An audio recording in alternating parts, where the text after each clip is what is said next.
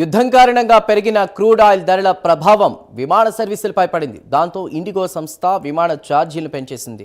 భారత్తో పాటు వివిధ దేశాలకు వెళ్తున్న విమాన ధరలను పెంచుతూ నిర్ణయం తీసుకుంది. రేపటి నుంచి పెరిగిన ధరలు వర్తిస్తాయని ప్రకటించింది. భారత్ సరిహద్దులతో పాటు దేశంలో తిరిగే విమాన ఛార్జీలను 425 రూపాయలు పెంచేసింది. మిడిల్ ఈస్ట్కు వెళ్లేటువంటి విమాన ఛార్జీలను 900 పెంచుతున్నట్లు ప్రకటించింది. యూరప్కు వెళ్లే విమాన ఛార్జీలను 2300 పెంచుతున్నట్లు ఇండిగో తెలిపింది. ఇక చైనా, ఆఫ్రికా, పశ్చిమ దక్షిణ ఆసియా దేశాల విమాన సర్వీసులపై 1800 పెంచుతున్నట్లు ఇండిగో ప్రకటించింది.